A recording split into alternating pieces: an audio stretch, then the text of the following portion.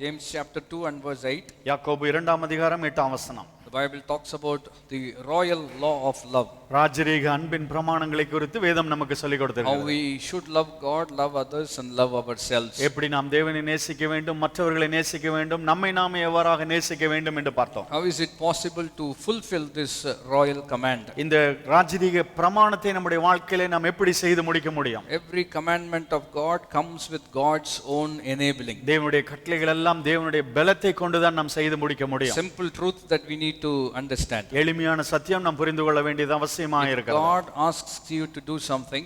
தேவன் ஒரு காரியத்தை உங்களை செய்யும்படி சொல்வார் என்றால் He will give you the power to do it. அதை செய்யக்கூடிய பலனையும் உங்களுக்கு கொடுக்கிறவராக இருக்கிறார். Which means I don't have to do it in my own strength and get frustrated with it. அப்படி என்றால் நான் என்னுடைய சொந்த பலத்தினாலே முயற்சி செய்து விரக்தி அடைய வேண்டிய அவசியம் இல்லை. That is why the Bible says we can do all things through Christ who strengthens us. அதனால் தான் வேதம் சொல்லுகிறது என்னை பலப்படுத்துகிற கிறிஸ்துவினாலே எல்லாவற்றையும் செய்ய எனக்கு பலன் உண்டு என்று. So we will love God because he loves us. தேவனை நாம் நேசிக்கிறோம் ஏனென்றால் தேவன் நம்மை நேசிக்கிறவராக இருக்கிறார். So he gives us the experience and then expects us to express that in our relationship. முதல்ல அந்த அனுபவத்தை நம்முடைய வாழ்க்கையில கொடுத்து மற்றவர்களுக்கு அந்த அனுபவத்தின் மூலமாய் அந்த அன்பை வெளிப்படுத்தும்படி தேவன் உதவி செய்கிறார். So the key is the Holy Spirit of God. அதற்கு திறவுகோல் பரிசுத்த ஆவியானவராய் இருக்கிறார். So the Bible says love is poured into our hearts through the Holy Spirit. பரிசுத்த ஆவியின் மூலமாய் தேவனுடைய அன்பு நம்முடைய உள்ளங்களிலே ஊற்றப்பட்டிருக்கிறது என்று வார்த்தை சொல்கிறது. And it is expressed through the fruit of the Spirit, again comes from the empowerment that the Spirit of God gives. மறுபடியும் இது ஆவியின் கனியாய் ஆவியானவர் மூலமாய் அது மற்றவர்களுக்கு வெளிப்படுகிறதாய் காணப்படுகிறது. Romans chapter 15 and verse 13. ரோமர் 15ஆம் அதிகாரம் 13ஆம் வசனத்துக்கு திருப்பிக் கொள்ளுங்கள். Talks about joy and peace through the Holy Spirit. பரிசுத்த ஆவியானவர் மூலமாய் உண்டாகும் சந்தோஷம் சமாதானத்திற்கு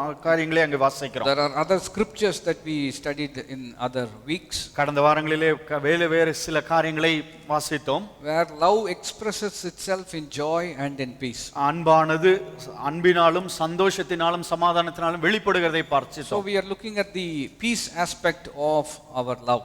இப்பொழுது அன்பு எப்படி சமாதானமாய் வெளிப்படுகிறது என்பதை குறித்து வாசித்துக் கொண்டிருக்கிறோம். When you are in a loving relationship, தேவனோடு ஒரு அன்பின் உறவோடு நீங்கள் இருப்பீர்கள் என்றால் peace is something that you can experience naturally. சமாதானம் என்பது இயற்கையாக நீங்கள் அனுபவிக்கக்கூடிய ஒன்றாய் மாறிவிடும். Many people have a human relationship. மனுஷிக உறவிலே நாம் பார்க்கும்போது Many people they have a relationship but they don't have peace. அவர்களுக்கு உறவு இருக்கலாம் ஆனால் அங்கே சமாதானம் இருக்க முடியாது, இருக்காமல் இருக்கலாம். They come to the extent, why do I have to be in this relationship? ஏன் இந்த உறவிலே இந்த ஐக்கியத்திலே நான் இருக்க வேண்டும் என்ற ஒரு நிலைக்கு வந்து விடுகிறார்கள். People use this expression, peace is very important. இந்த இடத்திலே சமாதானம் முக்கியம் என்று சொல்லி வார்த்தையை சொல்வார்கள். I can give it as much as possible to get that peace. அந்த சமாதானத்தை பெற்றுக்கொள்வதற்கு எதை வேண்டுமானாலும் கொடுக்க தயாராக இருக்கிறேன். Because if a man does not have peace of mind, ஒரு மனுஷனுக்கு மனசிலே ஒரு சமாதானம் சந்தோஷம் இல்லை என்றால் no peace when he comes to his home, அவர் வீட்டுக்கு திரும்பி வரும்போது no peace when he comes to his home, வீட்டுக்கு வந்தாலும் அங்கே சமாதானம் இல்லை என்றால் no peace when he goes to his workplace, ஆபீஸ்க்கு போய் வேலை செய்யும் போதும் அங்கேயும் சமாதானம் இல்லை, no peace within himself, அவருக்குள்ளாகவும் சமாதானம் இல்லை,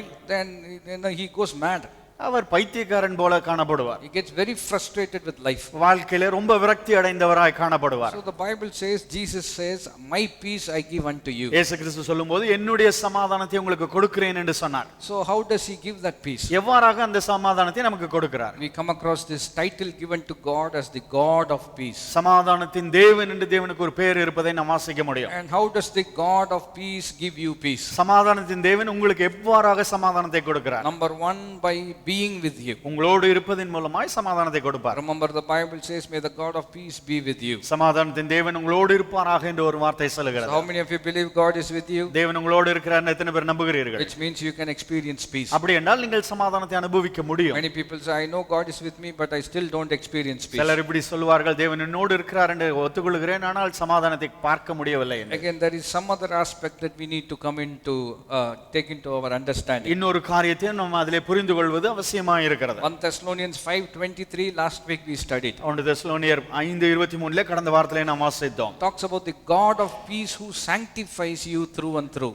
சமாதானத்தின் தேவன் எவ்விதமாய் நம்மை பரிசுத்தமாக்குகிறார் என்று சொல்லி வாசித்தோம். So there is a connection between purity and peace. அங்கே நாம் பரிசுத்தமாகுவதற்கும் சமாதானத்திற்கும் ஒரு இணைப்பை பார்த்தோம். We used the example of our eyes. நம்முடைய கண்களை குறித்து ஒரு உதாரணத்தை சொன்னோம். The moment a dust particle falls into our eyes, கண்களிலே ஒரு சிறிய தூசி தூசி விழுந்த உடனே the whole body is focused on getting that out. அந்த தூசி வெளியே போவதற்கு நம்முடைய முழு சரீரமும் பிரயாசப்படுகிறது. Because as long as it is there, it is a constant reminder that something is wrong. அந்த இடத்துல அந்த தூசி அங்க இருக்கும்போது ஏதோ ஒரு தவறு இருக்கிறது என்று உறுத்தி கொண்டே இருக்கும். So tears begin to come and it gets washed away. கண்களில் அப்படியே கண்ணீர் தானாக வருகிறது, அந்த தூசி வெளியே போய் விடுகிறது. Once that problem is removed, அந்த பிரச்சனை வெளியே போன உடனே then you feel great relief and a sense of peace. அந்த இடத்துல ஒரு விடுதலை உணர்ந்து சமாதானமாக இருக்கிறீர்கள். As it is true in the natural, இயற்கையாக அது எப்படி உண்மையாக இருக்கிறதோ, it is also very much true in the spiritual. ஆவிக்குரிய வாழ்க்கையிலும் அது உண்மையாக இருக்கிறது. As long as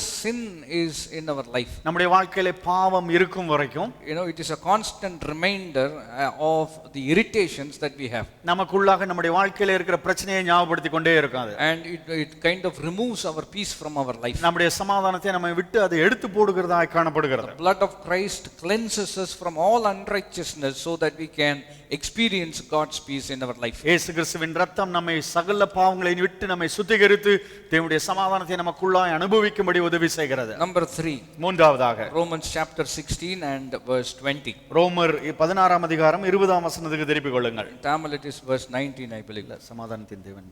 And the Bible says, the God of peace will soon crush Satan under your feet. 20 வசனம், சமாதானத்தின் தேவன் சீக்கிரமாய் சாத்தானை உங்கள் கால்களின் கீழே நசுக்கி The போடுவார். grace of our Lord Jesus be with you. நம்முடைய கர்த்தராகிய இயேசு கிறிஸ்துவின் கிருபை உங்களோடு கூட இருப்பதாக. Again we come across the title, the God of peace. இங்கேயும் சமாதானத்தின் தேவன் என்று ஒரு பெயர் அங்கே இருப்பதை நாம் வாசிக்கிறோம். And how does he bring peace to our life? நம்முடைய வாழ்க்கையிலே தேவன் எப்படி சமாதானத்தை கொண்டு வருகிறார்? The Bible says, by crushing Satan under your feet. சாத்தானை உங்கள் காலுக்கு கீழாக நசுக்கி போடுவதன் மூலமாய் சமாதானத்தை கொண்டு வருகிறார். So this is how I would like to give a title to it. இதற்கு ஒரு தலைப்பை நான் இவ்விதமாய் கொடுக்கும்படி விரும்புகிறேன். Power and peace.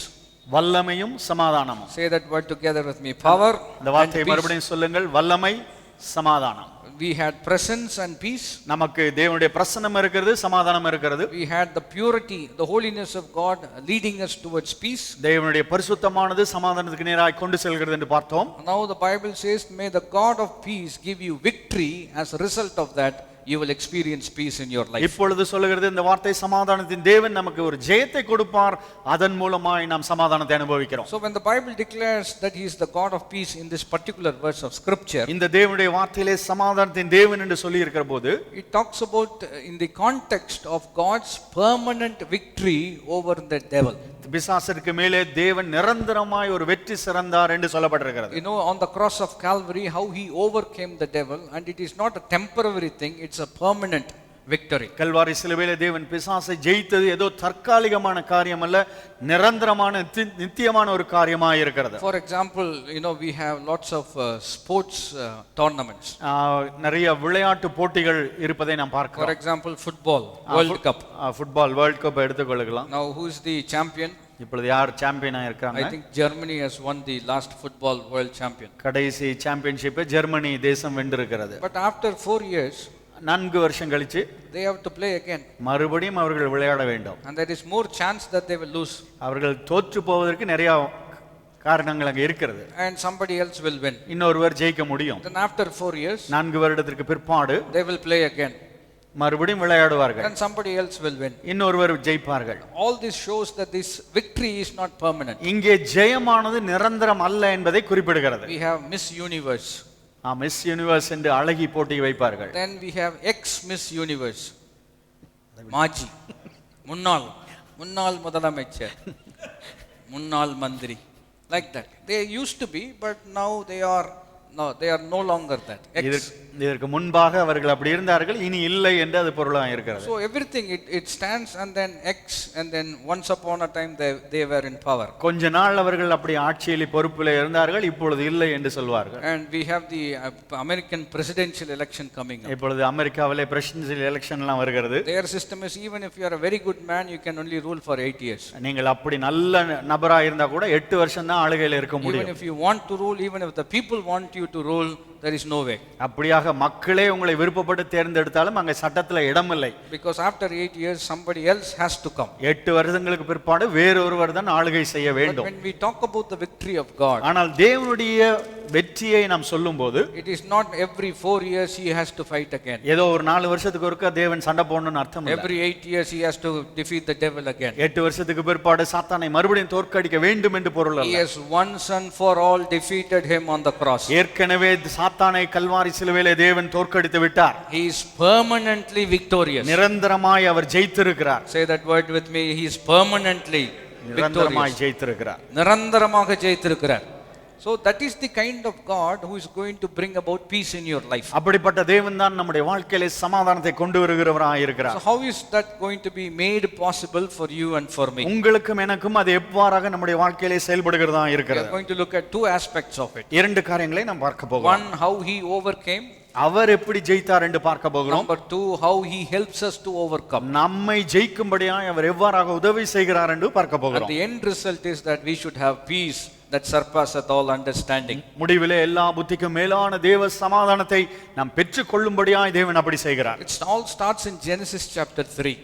ஆதியாகமம் 3ஆம் அதிகாரத்திலே அது ஆரம்பிக்கிறது. And verse 15 talks about the first prophetic utterance of what Christ is going to do in the future. எதிர்காலத்திலே கிறிஸ்து என்ன செய்ய போகிறார் என்கிற காரியத்தை தீர்க்க தரிசனமாய் இந்த வார்த்தை அந்த முதலிலே சொல்லப்பட்டிருக்கிறது. Remember the chapter 3 records how the fall of man happened. எப்படி மனுஷன் விழுந்து போனான் என்று சொல்லி அந்த அதிகாரத்திலே சொல்லப்பட்டிருக்கிறது. You know how Satan deceived Eve or deceived Adam and how they fell from grace. எப்படி பிசாசு ஏவாளை ஏமாற்றி கிருபையிலிருந்து விழுந்து போகும்படி செய்தான் என்று சொல்லி வாசிக்கிறோம். But in the same chapter, if you continue reading, you will find how God is going to undo all the defeat and bring about his original plan and purposes into fruition. அந்த முழு அதிகாரத்தை நீங்கள் வாசிக்கும்போது தேவன் அதை எல்லாவற்றையும் மாற்றி பிசாசை தோற்கடித்து தன்னுடைய திட்டத்தை எப்படி செயல்படுத்துகிறார் என்பதை நீங்கள் வாசிக்க முடியும். In the 15th verse of that particular passage, 3ஆம் அதிகாரம் 15ஆம் வசனத்தை வாசிப்பீர்கள் என்றால், the Bible says, I will put enmity between you and the woman, and between your seed and her seed. He shall bruise you on the head, and you shall bruise him on the heel. உனக்கும் ஸ்திரீக்கும் உன் வித்துக்கும் அவள் வித்துக்கும் பகை உண்டாக்குவேன், அவன் உன் தலையை நசுக்குவார், நீ அவர் குதிகாலை நசுக்குவாய் என்றார். So this is a prophetic prophecy that concerns what Christ is going to do. கிறிஸ்து என்ன செய்ய போகிறார் என்பதை தீர்க்கதரிசனமாய் இந்த வார்த்தை சொல்கிறது. And what he is going to accomplish on the cross of Calvary. Kalvari சிலுவையிலே அவர் எதை செய்து முடிக்க போகிறார் என்பதற்கு இந்த வார்த்தை தீர்க்கதரிசனமாய் The இருக்கிறது. Bible says he is going to bruise the devil, or he is going to crush the head of the devil on the cross of Calvary. Kalvari சிலுவையிலே பிசாசன் தலையை நசுக்குவார் என்று சொல்லி இங்கேயே சொல்லி இருக்கிறார். And the Bible says that this is going to happen, and one person, the seed, is going to do that. அந்த with அதை செய்யும் என்று சொல்லி அந்த இடத்திலே சொல்லப்பட்டிருக்கிறது. Remember, Adam was created in the likeness of God. ஆதாம் தேவனுடைய சாயலிலே சிருஷ்டிக்கப்பட்டான் என்று சொல்லி வாசிக்கிறோம். And he fell as a man. அவன் ஒரு மனிதனாய் விழுந்து போனான். And therefore God will send his son in the likeness of flesh, so that he will win as a man on the earth. அதனாலே பிதாவானவர் தன்னுடைய குமாரனை மனுஷனுக்கு மனுஷ சாயலாய் இந்த உலகத்தில் அனுப்பித்து இந்த பாவத்தை ஜெயித்து சாத்தானை தோற்கடிக்கும்படி அவர் உதவி செய்கிறார். Why is that very important? ஏன் அது அவ்வளவு முக்கியத்துவம் வாய்ந்ததா இருக்கிறது? If Adam failed as a man, ஆதாம் மனுஷனாய் விழுந்து போவான் என்றால், and Christ overcame as a superman, இயேசு கிறிஸ்து வந்து ஒரு சூப்பர்மேனாய் ஜெயித்திருப்பார் என்றால், then he cannot relate to ordinary men like you and me. என்னையும் உங்களைப் போல சாதாரண மனிதர்களுக்கு அது சரியாய் We வராது. can come to a conclusion and say, இப்படி ஒரு முடிவுக்கு நாம் வர முடியும். he is God, he can overcome, I'm just a man, I cannot do it. அவர் தேவனாய் இருக்கிறார், அதனால எல்லாவற்றையும் அவர் ஜெயிக்க முடியும். நான் மனிதனாய் இருக்கிறேன், என்னால ஜெயிக்க முடியாதுன்னு நீங்கள் சொல்லலாம். Therefore the Bible says, since the children are in flesh and blood, எப்படி பிள்ளைகள் மாம்சத்தையும் இரத்தத்தையும் உடையவர்களாய் இருக்கிறார்களோ, he also came in flesh and blood, அவரும் அதே மாம்சத்தையும் இரத்தத்தையும் உடையவராய் இந்த உலகத்திலே and வந்து he overcame the devil on the cross of Calvary, Kalvari சிலுவையிலே பிசாசை ஜெயித்து,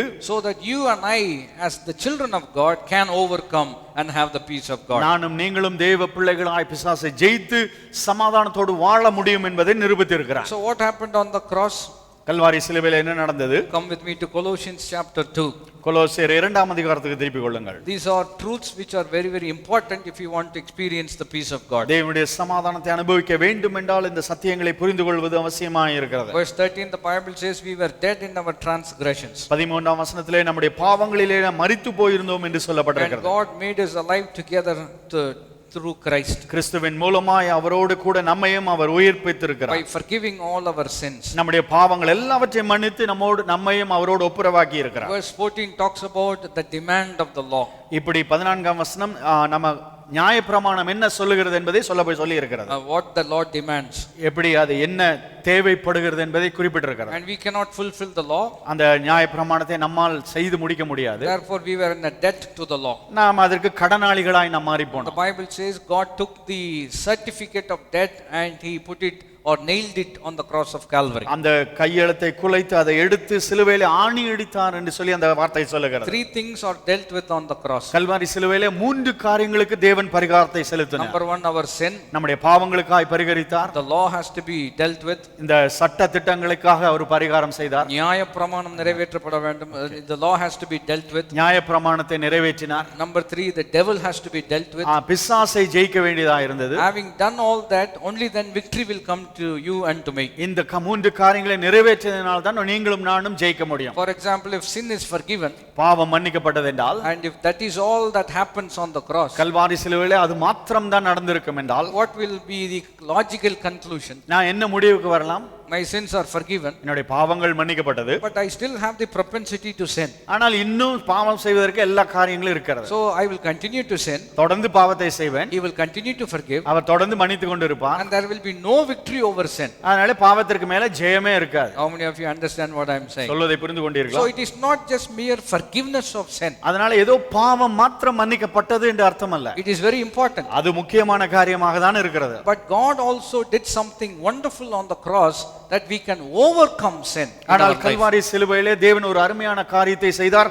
நாமும் அந்த பாவத்தை ஜெயிக்கும்படி எல்லாவற்றையும் செய்து கொடுத்தார். It is not just saying, Lord, I am sorry for what I have done. ஆண்டவரே நான் செய்ததற்கு ஆண்டவரே என்னை மன்னித்துக் கொள்ளும் என்று மாத்திரமல்ல. But it is also included that God will give you the power not to do the same thing again. அந்த பாவத்தை மறுபடியும் செய்யாமல் இருக்கும்படி தேவன் அந்த பலனை உங்களுக்கு கொடுக்கிறவராய் இருக்கிறார். I have fallen. நான் விழுந்து போனேன். But God picks me up. தேவன் என்னை தூக்கி நிறுத்தினார். Forgives me. என்னை மன்னிக்கிறார். Fills me with strength. பலத்தினால் என்னை நிறைக்கிறார். So that I will not fall again. மறுபடியும் நான் விழாதபடி அதை செய்கிறார். Hallelujah. Hallelujah. So not only that, the third aspect is also very, very important. மூன்றாவது காரியமும் முக்கியம் வாய்ந்ததா இருக்கிறது. So sin has been atoned by the blood of Christ. கிறிஸ்துவின் இரத்தத்தினாலே பாவமானது நமக்கு மன்னிக்கப்பட்டிருக்கிறது. And since Christ fulfilled all the offerings demanded in the Old Testament by offering himself as a offering on the cross, நியாயப்பிரமாணத்தின்படி என்னென்ன காரியங்கள் எல்லாம் நிறைவேற்றப்படுமோ தன்னையே பலியாய் ஒப்பு கொடுத்து எல்லாவற்றையும் அந்த நியாயப்பிரமாணத்தை தேவன் எல்லாவற்றையும் சரி செய்திருக்கிறார். he has fulfilled the law also. அந்த நியாயப்பிரமாணத்தை அவர் நிறைவேற்றி இருக்கிறார். Now there is still one more aspect that has to be dealt with. ஆனால் இன்னும் ஒரு காரியம் இருக்கிறது, அதையும் அவர் நிறைவேற்ற வேண்டும். That's the devil.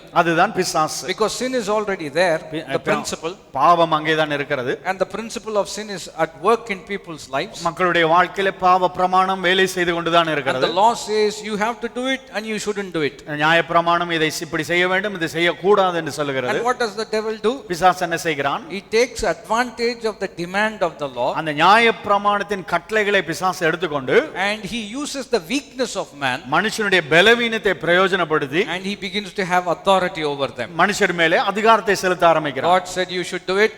தேவன் இதை செய்ய வேண்டும் என்று சொன்னார். You did not do it. நீங்கள் அதை செய்யவில்லை. Therefore you are guilty. நீங்கள் அதனால தவறு செய்து விட்டீர்கள். God will not accept you. தேவன் உங்களை ஏற்றுக்கொள்ள மாட்டார். As a result, people will believe that lie. அந்த பொய்யை மக்கள் ஏற்றுக்கொள்கிறார்கள். And the devil will have authority over them in their life. பிசாசு அதன் மூலமாய் மனுஷருடைய வாழ்க்கையில அதிகாரத்தை எடுத்துக்கொள்கிறார். So God through Christ dealt not only with sin, the law, but he also dealt with the devil himself. பிதாவானவர் கிறிஸ்துவின் மூலமாய் அந்த நியாயப்பிரமாணம் பாவத்தை மாத்திரம் பரிகரிக்கவில்லை, பிசாசின் மேலேயும் ஜெயத்தை அவர் எடுத்துக்கொண்டார். What does verse 15 say? 15ஆம் வசனம் என்ன சொல்கிறது? When he had disarmed the rulers and authorities, he made a public display of them, having triumphed over them through him. துரைத்தனங்களையும் அதிகாரங்களையும் உரிந்து கொண்டு வெளியரங்கமான கோலமாக்கி அவைகளின் மேல் சிலுவையிலே வெற்றி சிறந்தார். The Bible talks about disarming the rulers and the authorities. இங்கே எல்லா அதிகாரங்களையும் துரைத்தனங்களையும் உரிந்து கொண்டார் என்று சொல்லி வாசிக்கிறோம். Remember what the devil is speaking to Jesus Christ. இயேசு கிறிஸ்துவின் பிசாசு சொல்லும்போது என்ன சொன்னான்? Luke's Gospel chapter 4 and also Matthew 4. லூக்கா 4ஆம் அதிகாரத்திலும் இருக்குது, மத்தேயு 4ஆம் அதிகாரத்திலும் இருக்கிறது. He is speaking to Jesus himself. இயேசு கிறிஸ்துவின் இடத்திலே பிசாசு போய் விதமாய் சொல்லுகிறான். He says all authority has been given to me. இந்த உலகத்திலே எல்லா அதிகாரமும் எனக்கு கொடுக்கப்பட்டிருக்கிறது. If you just bow down to me once, once, என்னை தாழ விழுந்து பணிந்து கொண்டால் I will give all this to you. இந்த அதிகாரத்தை எல்லாம் உம்மிடத்துல கொடுத்து விடுகிறேன். And Jesus did not say you are lying. நீ பொய் சொல்கிறாய் என்று இயேசு சொல்லவில்லை. He accepted that authority has been given. அதிகாரம் கொடுக்கப்பட்டிருக்கிறதை இயேசு கிறிஸ்து ஒத்துக்கொண்டார். To put it in another way, இன்னொரு வகையிலே சொல்ல வேண்டும் என்றால், authority was not given, he deceived it and he took it. அதிகாரம் அவனுக்கு கொடுக்கவில்லை, அவன் ஏமாற்றி அதிகாரத்தை எடுத்துக்கொண்டான். Authority was given only to Adam and to Eve. ஆதாமுக்கும் ஏவாளுக்கும் தான் தேவன் அதிகாரத்தை கொடுத்தார். How come the authority that was given to Adam now is enjoyed by the devil? எப்படி ஆதாமுக்கும் ஏவாளுக்கும் கொடுக்கப்பட்ட அதிகாரத்தை பிசாசு இப்ப எடுத்துக்கொண்டு சந்தோஷமா இருக்கிறான்? When they listen to the lies of the enemy, அந்த பிசாசின் சத்தத்திற்கு அவர்கள் நம்பி செவி கொடுத்தபோது, and when they fell by disobeying God's word, தேவனுடைய வார்த்தைக்கு கீழ்ப்படியாமல் அவர்கள் விழுந்து போனபோது, they became a slave to the devil himself. பிசாசுக்கு அவர்கள் அடிமையாய் மாறி போனார்கள். And what happened? என்ன நடந்தது? All their authority he began to exercise. அவர்கள் அதிகாரத்தை பிசாசு எடுத்துக்கொண்டார். And here the Bible says he disarmed the authorities, disarmed the rulers and the authorities. துரைத்தனங்களையும் அதிகாரங்களையும் தேவன் அவருடைய எல்லா அதிகாரத்தையும் எடுத்து போட்டார் என்று சொல்லி வாசிக்கிறோம். And how is that possible? எவ்வாறாக அது நடக்கும்? The Bible says by defeating the devil on the cross of Calvary. Kalvari சிலுவையிலே பிசாசை அவர் மேற்கொண்டார், தோற்கடித்தார் என்று சொல்லி வாசிக்கிறோம். How many of you understand what I am saying? சொல்வதை புரிந்து கொள்கிறீர்களா? So if God, sin has been dealt with, பாவம் பரிகரிக்கப்பட்டிருக்கும் என்றால், and the devil is not being dealt with, பிசாசு ஜெயிக்கப்படாமல் இருப்பான் என்றால், then we have a problem there. நமக்கு அந்த இடத்துல ஒரு பிரச்சனை இருக்கிறது. That is why the Bible says God will crush Satan under your feet. அதனால் தான் வேதம் சொல்கிறது பிசாசை உங்கள் கால்களுக்கு கீழாக தேவன் நசுக்கி போடுவார் என்று Before சொல்லி. he can do that to you, உங்களுக்கு அவர் செய்வதற்கு முன்பாக, we need to remember he has already done that on the cross of Calvary. ஏற்கனவே கிறிஸ்து கல்வாரி சிலுவையிலே அதை செய்து முடித்திருக்கிறார். So what happens in verse 15? 15ஆம் வசனம் என்ன சொல்லுகிறது? He removed every authority that the devil has in his life. பிசாசுக்கு கொடுக்கப்பட்ட அதிகாரத்தை எல்லாவற்றையும் அவர் உரிந்து கொண்டார் என்று சொல்லி, By defeating him on the cross of Calvary. Kalvari சிலுவையிலே அவனை ஜெயித்தார் என்று சொல்லி I வாசிக்கிறோம். want you to listen to this. இதை நீங்கள் கேட்கும்படி How விரும்புகிறேன். did the devil take the authority given to Adam? ஆதாமுக்கு தேவன் கொடுத்த அதிகாரத்தை பிசாசு எப்படி எடுத்துக்கொண்டான்? By deceiving Adam. ஏமாற்றி, ஆதாமை ஏமாற்றி அவன் அதிகாரத்தை How எடுத்தான். did Jesus took back the authority from the devil? பிசாசின் இடத்திலிருந்து அதிகாரத்தை இயேசு கிறிஸ்து எப்படி மறுபடியும் எடுத்தார்? Not by deceiving the devil, but by defeating the devil. பிசாசை ஏமாற்றி அதிகாரத்தை எடுத்துக்கொள்ளவில்லை, பிசாசை ஜெயித்து அந்த அதிகாரத்தை மறுபடியும் எடுத்துக்கொண்டார். Hallelujah. Hallelujah. To put it in another way, இன்னொரு வகையிலே சொல்ல வேண்டும் என்றால், Adam and Eve did not know that they are losing their authority. ஆதாமுக்கும் ஏவாளுக்கும் தங்கள் அதிகாரத்தை இழந்து போகிறோம் என்ற எண்ணமே இல்லை. But on the cross of Calvary, the Bible says he made a public display on the cross by defeating the devil on the cross of Calvary. Kalvari சிலுவையிலே எல்லா அதிகாரத்தையும் பிசாசின் அதிகாரங்கள் ஒளிந்து கொண்டு வெளியரங்கமாய் அவர் சிலுவையிலே வெற்றி சிறந்தார் என்று வாசிக்கிறோம். There is a picture in the New Testament புதிய ஏற்பாட்டிலே இப்படி ஒரு சித்திரம் இருக்கிறது. about plundering the house of the strong man. எப்படி ஒரு பலவானுடைய வீட்டை கொள்ளையடிப்பது என்று. What is the difference? அதுல வித்தியாசம் என்ன? Robbing is something different from plundering. கொள்ளையடிப்பதற்கும் திருடுவதற்கும் வித்தியாசம் இருக்கிறது. What is the difference? அதுல என்ன வித்தியாசம்? When you are stealing something, ஏதோ ஒன்னு திருடும்போது the person does not know it. அந்த நபர் அதை அறியாமல் இருப்பார். But Jesus is not talking about that. அதை குறித்து இயேசு சொல்லவில்லை. He is talking about plundering, which means the person knows about it, but he cannot do anything about it. அந்த நபர், அந்த வீட்டில் இருக்கிற நபருக்கு கொள்ளையடிக்க போகிறோம்னு தெரியும், அந்த அவரால ஒண்ணும் செய்ய முடியாது. To put it in another way, இன்னொரு வகையிலே சொல்ல வேண்டும் என்றால், the devil stole it from Adam, ஆதாமினிடத்தில் அதிகாரத்தை பிசாசு திருடி கொண்டான். but Jesus defeated the devil on the cross of Calvary. Kalvari சிலுவையிலே பிசாசை தேவன் தோற்கடித்தார். He could not do anything but to accept defeat because Christ is victorious. பிசாசினால் எதுவுமே செய்ய விடவில்லை, தன்னுடைய தோல்வியை ஏற்றுக்கொண்டு தேவன் ஜெயித்தார் என்பதை ஒத்துக்கொண்டார். And this did not happen in some corner where nobody else saw it. எதுவும் யாரும் பார்க்காத இடத்துல இந்த காரியம் நடக்கவில்லை. But the Bible says he made a public display of triumphing over the devil on the cross of Calvary. Kalvari சிலுவையிலே எல்லாரும் தெரியும்படியாய், அறிந்து கொள்ளும்படியாய் தேவன் பிசாசை ஜெயித்தார் என்று சொல்லப்பட்டிருக்கிறது. They crucified Christ in a very public place. கிறிஸ்துவை சிலுவையிலே அடிக்கும்போது எல்லாருக்கும் தெரிந்த ஒரு பொது இடத்தில் தான் அடித்தார். Where all the roads began to meet in one junction. எல்லா இடமும் ஒரு ஜங்ஷன்ல வந்து சந்திக்கிற இடத்துல அந்த சிலுவையை அடித்தார். And their intention was, அவர்கள் எண்ணம் என்னவா இருந்ததென்றால், we will publicly humiliate him. அவரை எல்லாருக்கும் முன்பாக அவரை அவமானப்படுத்த வேண்டும் என்று எண்ணினார்கள். But the truth is, ஆனால் சத்தியம் என்னவென்றால், he publicly defeated the devil. எல்லாருக்கும் முன்பாய் பிசாசை தேவன் ஜெயித்தார். I hope you understand what I am trying to say. சொல்வதை புரிந்து கொள்கிறீர்கள் என்று நம்புகிறேன். Many people will say, I am going to humiliate him publicly. எல்லாருக்கும் முன்பாக இவனை அவமானப்படுத்த போகிறேன் என்று But சொல்வார்கள். God says, I am going to use that and honor him publicly. அவனை நான் எல்லாருக்கும் முன்பாக கனப்படுத்துவேன் என்று சொன்னார். I want to say that again. அதை மறுபடியும் சொல்ல வேண்டும் என்று நினைக்கிறேன். When everybody wants to humiliate you publicly, உங்களை எல்லாரும் அவமானப்படுத்த வேண்டும் என்று நினைக்கும் போது God says, I am going to honor you publicly. உன்னை எல்லாருக்கும் முன்பாக கனப்படுத்துவேன் என்று சொல்லுகிறார். Hallelujah. Hallelujah. That is what happened on the cross of Calvary. Kalvari சிலுவையிலே அந்த காரியம் தான் நடந்தது. He made a public display of overcoming the devil on the cross of Calvary. Kalvari சிலுவையிலே பிசாசை ஜெயித்து எல்லாருக்கும் முன்பாக வெளியரங்கமாய் அவனை ஜெயித்தார். That is why it is very important that we understand the epistles written by Paul. அதனாலே பவுல் எழுதின நிருபங்களை நாம் புரிந்து கொள்வது அவசியமாக இருக்கிறது. I said it many times, I will say it again. நான் அநேக முறை சொல்லி இருக்கிறேன், மறுபடியும் சொல்லுகிறேன். If you read the gospel account of crucifixion, இப்படி சுவிசேஷங்களிலே கல்வாரி சிலுவையிலே அறையப்பட்ட காரியங்களை நீங்கள் வாசிப்பீர்கள் they will என்றால் give you physical description of what happened to Jesus on the cross. Kalvari சிலுவையிலே இயேசுவுக்கு என்ன நடந்தது என்பதை குறித்து எழுதி இருப்பார்கள். Physical descriptions of it. சரீர பிரகாரமா என்னென்ன காரியங்கள் But நடந்தது. only when you come to the epistles, ஆனால் நிருபங்களுக்கு நீங்கள் வரும்போது you will understand what is happening spiritually. ஆவிக்குரிய பிரகாரமா என்ன நடந்தது என்பதை புரிந்து கொள்ள முடியும். Again, we are going to take communion this particular Sunday. இந்த ஞாயிற்றுக்கிழமை நாம் பந்தி எடுக்க போகிறோம் எல்லாரும். Jesus says, do this in remembrance of me. என்னை நினைவு கூறும்படி இதை செய்யுங்கள் என்று இயேசு சொன்னார். What are we going to remember? எதை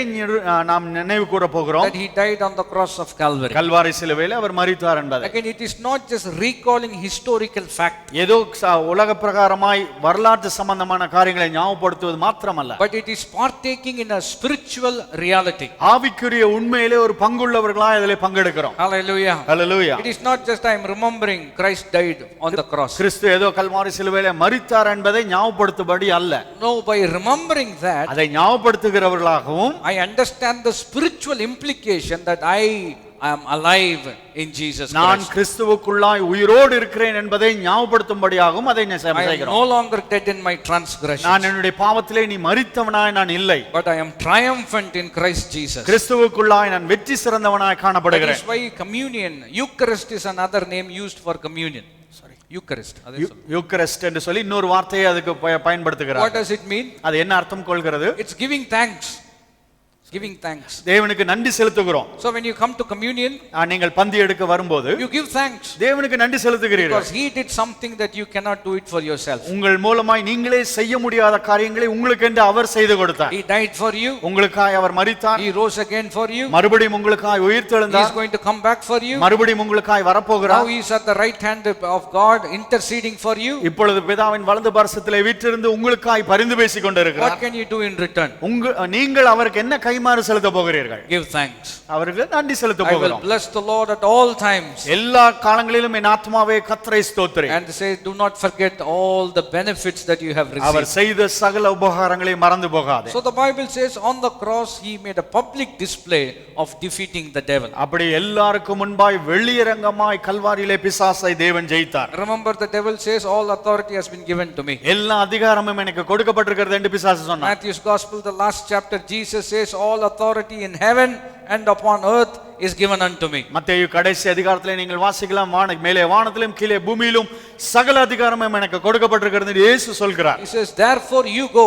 அதனாலே நீங்கள் தைரியமாய் போங்கள். What does it simply mean? என்ன அர்த்தம் கொள்கிறது அது? Because I have the authority எனக்கு அதிகாரம் இருக்கிறது, and I am sending you. நான் உங்களை அனுப்புகிறேன். I am sending you with the same authority. அதே அதிகாரத்தோடு இந்த உலகத்துக்குள்ளாய் உங்களை அனுப்புகிறேன். Hallelujah. Hallelujah. What Adam lost, எதை ஆதாம் இழந்து போனானோ, the second Adam, Christ, regained it. இரண்டாம் ஆதாமாகிய கிறிஸ்து எல்லாவற்றையும் திரும்ப பெற்றுக்கொண்டார். And as we become part of the lineage of Jesus Christ, இயேசு கிறிஸ்து செய்த காரியங்களுக்கு நாம் ஒரு பங்குவாய் இருக்கும்போது, as we are born of him, அவரால் நாம் பிறந்திருக்கிறோம். all that belongs to him now belongs to me. அவருக்குரியதெல்லாம் நமக்குரியதாக இருக்கிறது. Hallelujah. Hallelujah. Which means, என்ன அர்த்தம் கொள்கிறது? as he overcame, அவர் ஜெயித்தது போல how does it apply to you and to me? உங்களுக்கு எப்படி பொருந்துகிறதா இருக்கிறது? உங்களுக்கு என்ன, அவர் ஜெயிச்சா உங்களுக்கு என்ன? You know, what does it matter if he wins? அவர் ஜெயிச்சா உங்களுக்கு என்ன நடக்க போகிறது? சொல்லுங்க. இப்படி பார்த்தா தோத்துருவோம். You know, if he has won, அவர் ஜெயித்திருப்பார் என்றால் what does it mean to me? நாமும் ஜெயிப்போம். I can overcome. நானும் ஜெயிக்க முடியும். That is why the Bible says the God of peace will crush Satan under your feet. அதனால தான் வேதம் சொல்கிறது சமாதானத்தின் தேவன் சாத்தானை உங்கள் கால்களுக்கு கீழாக நசுக்கி போடுவார். Tell your neighbor உங்கள் காலுக்கு கீழாக. பக்கத்துல பார்த்து சொல்லுங்க, உங்கள் கால்களுக்கு கீழாக. காலெல்லாம் ரெடி பண்ணி வைங்க, நான் சொல்ல வேலையும் கொள்ள முடிகிறதா? under your feet.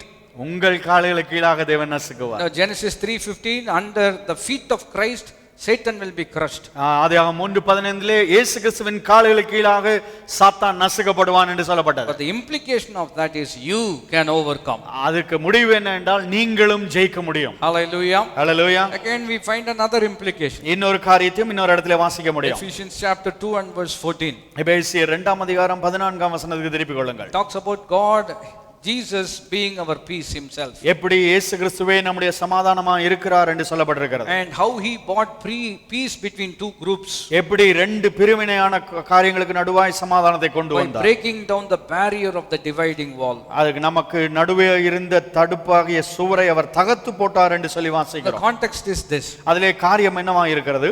Paul is talking about Jews and Gentiles. இப்படி யூதர்களுக்கும் புறஜாதிகளுக்கும் குறித்தும் பவுல் பேசிக் கொண்டிருக்கிறார். Jews always thought they were superior. யூதர்கள் எப்பொழுதும் நாங்கள் மேலானவர்கள் என்று சொல்லிக் கொண்டிருந்தார்கள். And they thought everybody else is good for nothing. மற்ற எல்லாரும் ஏதோ ஒண்ணு வேலைக்கு லாயக்கற்றவர்கள் என்று யோசித்தார்கள். And they even had this fancy idea. இப்படிப்பட்ட எண்ணமும் யூதர்களுக்கு இருந்தது. That everybody else were created as wood to be burned or used for fire in hell.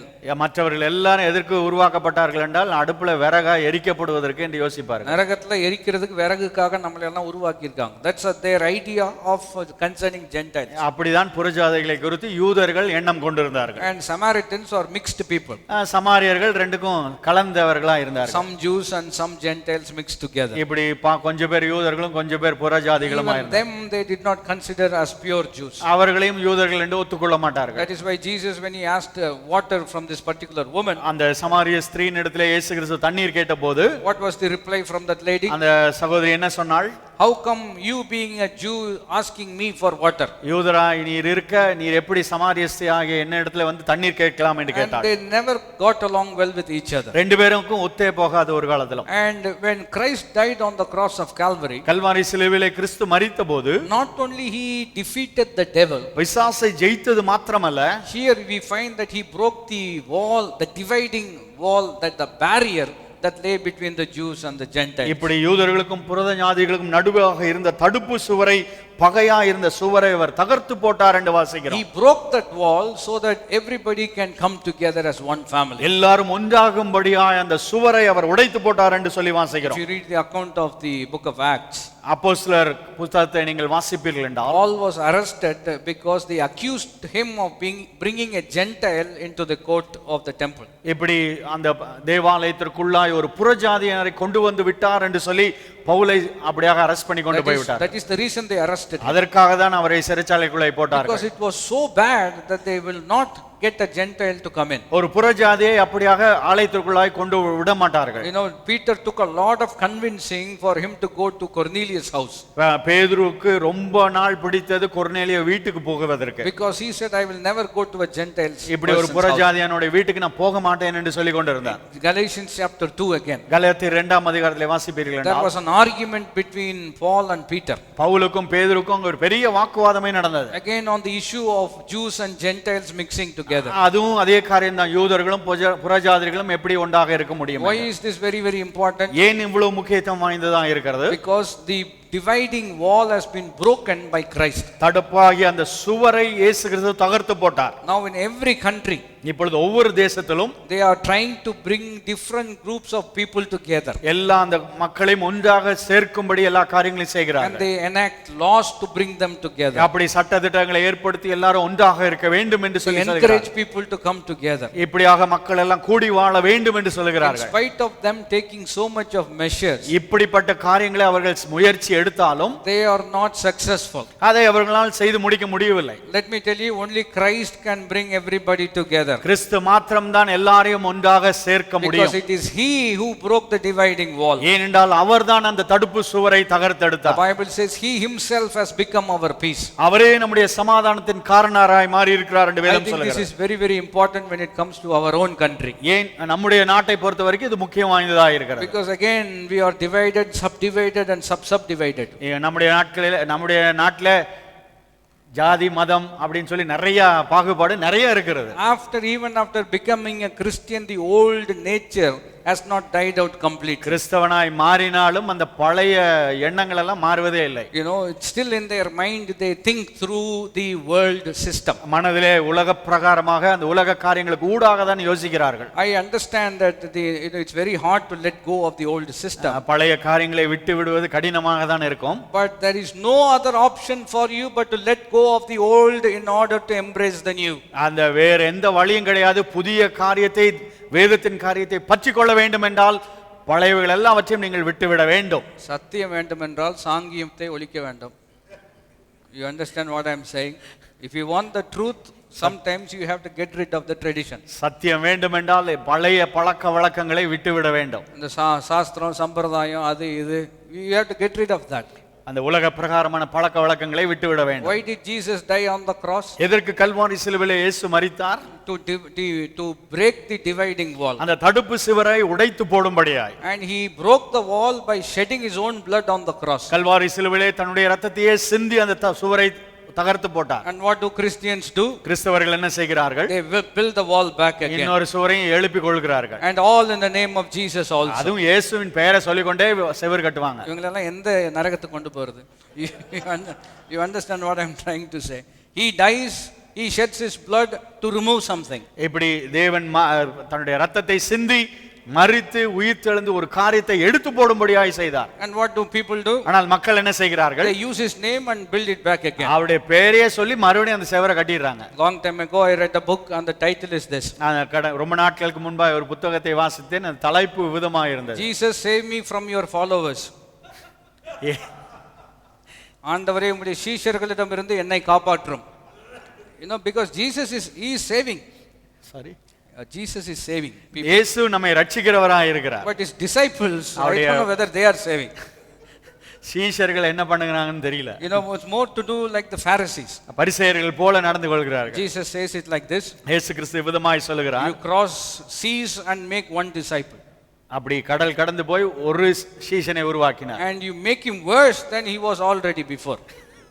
ஏற்கனவே இருந்ததை விட மோசமாய் மாற்றி விடுகிறார்கள். He was all right before. முன்பாக நன்றாக இருந்திருப்பார்கள். But when he became your disciple, உங்க சீஷனாய் மாறின பிற்பாடு அவனை இன்னிலும் கேடுள்ளவனாக மாற்றுகிறீர்கள். That's what is happening. அதுதான் நடக்கிறது. The problem is this. அதுல பிரச்சனை என்னவென்றால், what Jesus has undone, people want to do it again. இயேசு கிறிஸ்து எதை வேண்டாம் என்று எடுத்து போட்டாரோ அதை மறுபடியும் மக்கள் செய்கிறார்கள். Again you need to be convinced and be fully persuaded regarding the truth of God's word. அதனால தேவனுடைய சத்தியத்தை நாம் முழுமையாய் அறிந்து கொள்வது அவசியமாக இருக்கிறது. One of the reasons why Christianity was not very triumphant in India is this. இந்தியாவிலே ஏன் கிறிஸ்தவம் அப்படி பிரபலமாகவில்லை என்றால் ஒரு காரணம் இதுவாக இருக்கிறது. Because we have Indianized Christianity. நாம் இந்தியர்களுக்கு ஏற்றவாறு கிறிஸ்தவத்தை மாற்றி அமைத்துக் கொண்டோம். It's more like the Chinese food we have. China சாப்பாடு போல இருக்கிறது. When the Chinese come here, சைனாக்காரர்கள் இங்கே வரும்போது they don't call Chinese food Chinese. Sorry.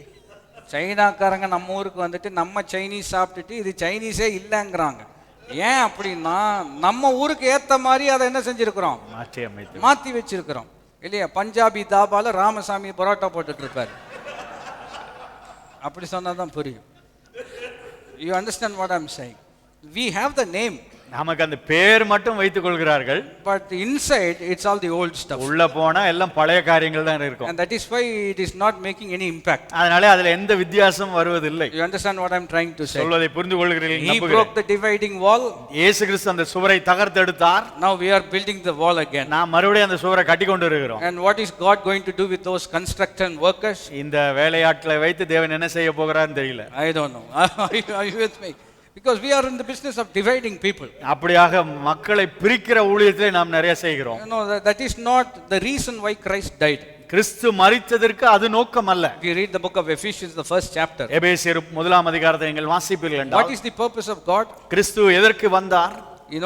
Everything in heaven and earth should be brought together in Christ Jesus. மேலே வானத்திலும் கீழே பூமியில எல்லாம் கிறிஸ்துவுக்குள்ளாய் கொண்டு வர வேண்டும் என்று சொல்லிதான் வந்தார். And so he is in the business of bringing people together. மக்களை ஒன்று திரட்டும்படியாய் கிறிஸ்து செயல்பட்டு கொண்டிருக்கிறார். But many times in the name of God people are engaging in dividing things. ஆனால் தேவனுடைய பெயரை சொல்லிக்கொண்டு மக்கள் எல்லாரும் மக்களை பிரித்து கொண்டு தான் இருக்கிறார்கள். And they use even scripture to justify what they do. அவர்கள் செய்வதற்கு வேதத்தின் வார்த்தைகளை கொண்டு அதை நியாயப்படுத்திக் கொள்வார்கள். Just because they use scripture doesn't mean they understand it. ஏதோ வேத வார்த்தைகளை சொல்வதன் மூலமா அவர்கள் அதை புரிந்து கொண்டார்கள் என்று அர்த்தம் அல்ல. See, Old Testament genealogy is very important. பழைய ஏற்பாட்டிலே இந்த வம்ச வரலாறு முக்கியம் வாய்ந்ததாக He இருக்கிறது. begot this and he begot and so on. இவனை பெற்றான் என்று சொல்லி நீங்கள் வாசிக்கலாம். But when you come to the New Testament, ஆனால் புதிய ஏற்பாட்டுக்கு நீங்கள் வரும்போது starting in Acts, அப்போஸ்தலரிலே நாம் ஆரம்பிக்கிறோம். because in Matthew also you got the genealogy. மத்தேயுவிலே நீங்கள் அந்த வம்ச வரலாறை நீங்கள் But வாசிக்கலாம். the dividing point is the death and resurrection of Jesus Christ. அதுக்கு ரெண்டுக்கும் நடுவுல இருக்கிறது இயேசு கிறிஸ்து மரித்து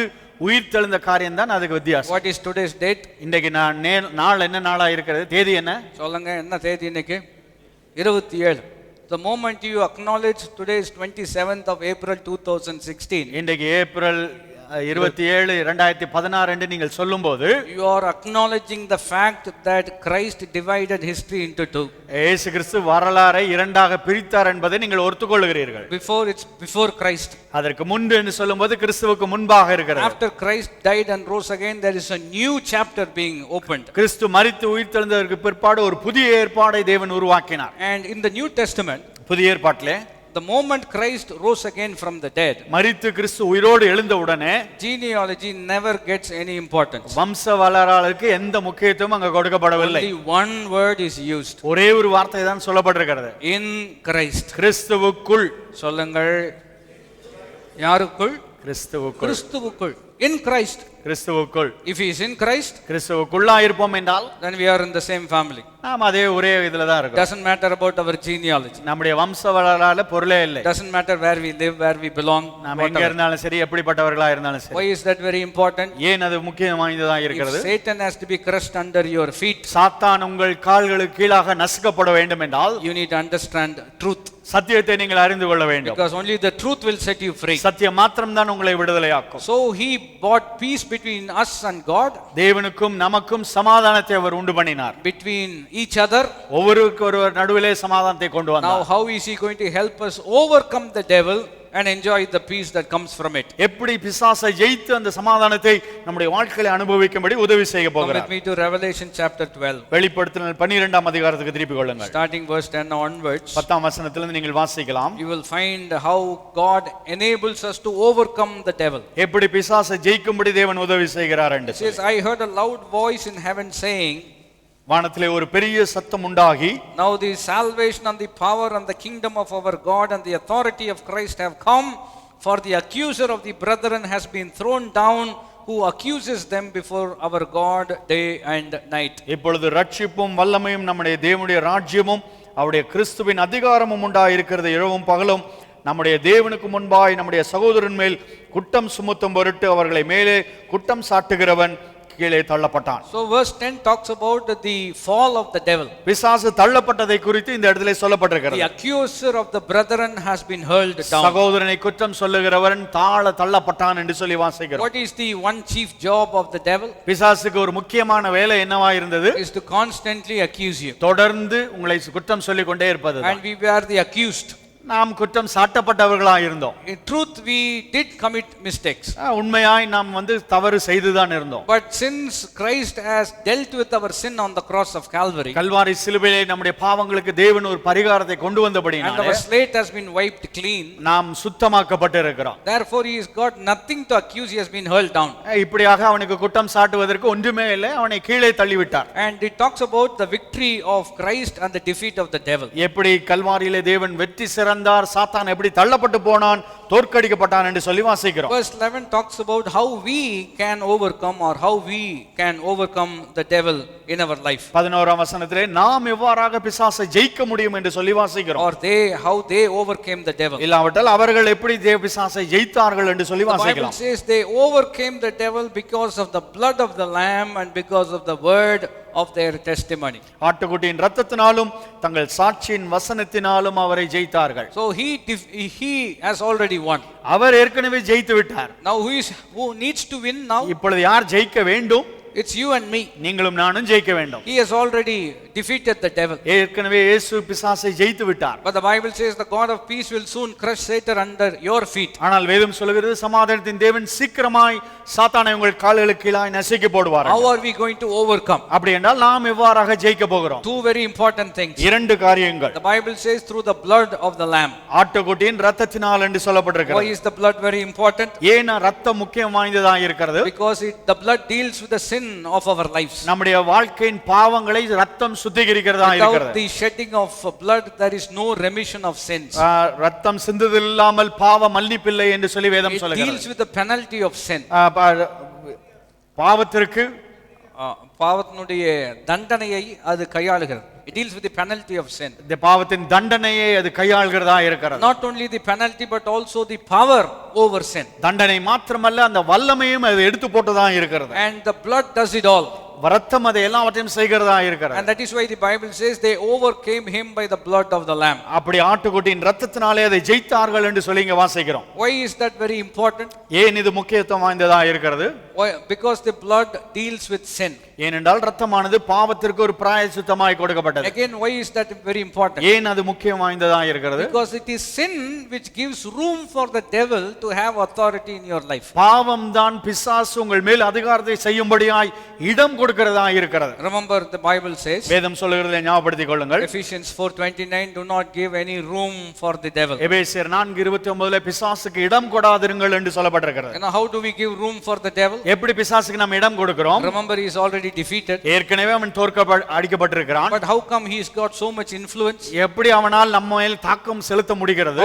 How come he's got so much kind of authority so called in our life? நம்ம மேல அவன் அதிகாரம் செலுத்தும்படியா எப்படி அவன் அதிகாரம் செலுத்துகிறான்? By us committing sins and giving room for him to take a legal hold in our life. பாவம் செய்ய வைத்து அதன் மூலமாய் அதிகாரத்தை அவன் ஆளுகை செய்யும்படியா அதிகாரத்தை எடுத்துக்கொள்கிறான். Somebody used this picture. இந்த காரியத்தை ஒருவர் சொன்னார்கள். It's like a crowded bus coming. ஒரு பஸ்ல நிறைய கூட்டம் வருகிறது போல இருக்கிறது. And when it stops, அது அந்த வாகனம் நிற்கும்போது no place inside, உள்ள இடமே இல்லை. But one person says, just give me one little space where I can put my foot. கொஞ்சம் இடம் கொடுங்க, காலை வச்சிட்டு அப்படியே தொங்கிட்டு வரேன்னு சொல்லுவாங்க. And that is how he starts. அப்படிதான் ஆரம்பிக்கிறோம். When the bus begins to move, அந்த பஸ் நகர ஆரம்பிக்கும் போது the one who was on the footstep, அப்படி படிக்கட்டுல தொங்கிக் கொண்டிருந்தவர் now sits in the front row. முன்னாடி போய் சீட்ல உட்கார்ந்திருப்பார். முன்னாடி இருந்தா வெளியில வந்துட்டான்.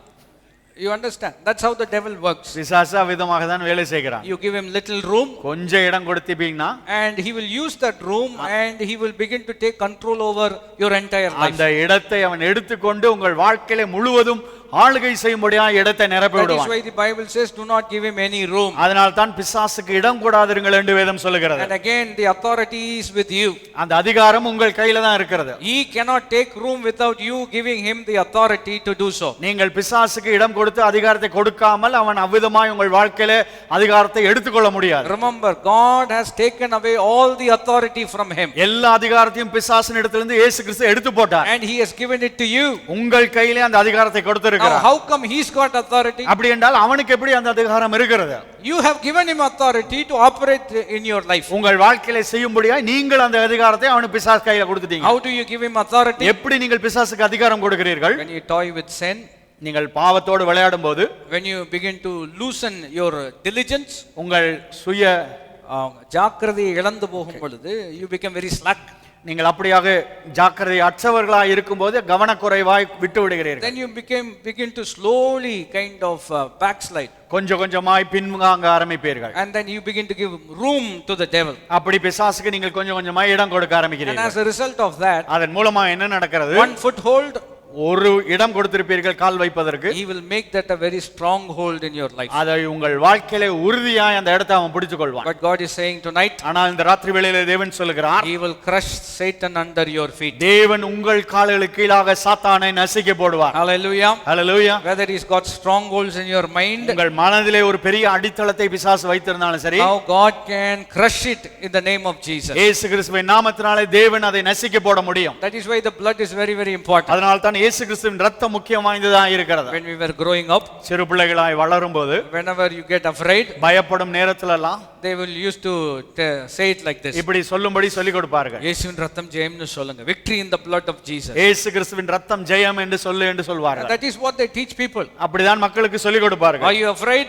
பயப்படுகிறீங்களா? Just say this word. இந்த வார்த்தைகளை சொல்லுங்கள் என்று சொல்வார்கள். Victory in the blood of Jesus. இயேசு கிறிஸ்துவின் ரத்தம் ஜெயம் என்று சொல்லுங்க. So many people thought this is a Christian மந்திரம். இது கிறிஸ்தவ மந்திரம் என்று நிறைய பேர் யோசித்துக் கொண்டார்கள். No, what it says is absolutely true. அந்த வார்த்தை சொல்வது உண்மையாய் சத்தியமாய் இருக்கிறது. But remember what we studied last Sunday. கடந்த வாரம் ஞாயிற்றுக்கிழமை வாசித்த வார்த்தையை ஞாபகப்படுத்திக் கொள்ளுங்கள். Repetition without understanding is not going to do you any good. புரிந்து கொள்ளாமல் மறுபடியும் உச்சரிக்கிற காரியம் எந்த மாறுதலையும் உங்கள் வாழ்க்கையிலே கொண்டு வர போவதில்லை. Why do we say there is victory in the blood of Christ? ஏன் இயேசுவின் இரத்தத்திலே ஜெயம் இருக்கிறது என்று சொல்லுகிறோம்? Because it is the blood of Christ which washes away all my sin. ஏனென்றால் இயேசு கிறிஸ்துவின் இரத்தம் தான் என்னுடைய பாவங்களை எல்லாவற்றையும் சுத்திகரிக்கிறதா இருக்கிறது. My sin is removed. என்னுடைய பாவங்கள் மன்னிக்கப்பட்டது, இல்லாவிட்டால் எடுக்கப்பட்டது. It gives me victory over sin. அந்த சாத்தானுக்கு மேலாய் ஜெயத்தை தேவன் கொடுத்திருக்கிறார்.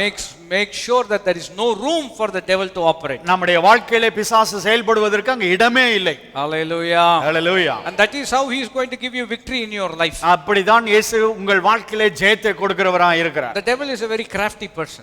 பிசாசு எப்பொழுதும் தந்திரம் உள்ளவனாய் இருக்கிறான். He's got more experience than you and I. உங்களுக்கு என்னை விட நல்ல அனுபவசாலியாய் இருக்கிறான். He's been in heaven. பரலோகத்துக்கும் இருந்திருக்கிறான். He's been in hell. நரகத்திலே இருந்திருக்கிறான். He's been in Eden. Eden தோட்டத்திலே இருந்திருக்கிறான். He's been to every church. எல்லா சபைக்கும் போயிருக்கான். Listen to all the sermons. எல்லா பிரசங்கத்தையும் கேட்டிருக்கிறான். Compared to his experience, அவனுடைய அனுபவத்தை பார்க்கும்போது, you and I we don't have that much experience. உங்களுக்கு எனக்கு அனுபவம் அவன மாதிரி இல்ல. You know, he's talked to Moses. மோசே இடத்துல பேசி இருக்கிறான். Talked to Paul. பவுல் இடத்துல பேசி இருக்கிறான். When Jesus was on the earth, he went to Jesus himself. இயேசு கிறிஸ்து உலகத்துல இருக்கும்போது அவங்க இயேசு கிறிஸ்து இடத்துலயும் போய் பேசினான். அவர்கிட்டயே போய் பேரம் பேசி இருக்கிறான். எவ்வளவு விவரம். You know, and compared to his experience, we don't have much. அவனுடைய அனுபவத்தை பார்க்கும்போது நம்முடைய அனுபவம் ரொம்ப குறைவு. But nevertheless, ஆனாலும் Bible says வேதம் சொல்லுகிறது that God is going to crush Satan under your feet. தேவன் சாத்தானை உங்கள் கால்களுக்கு கீழாக நசுக்கி போடுவார். What it means is this. அது என்ன அர்த்தம் கொள்கிறது என்றால், it's not your experience. உங்கள் அனுபவம் அல்ல.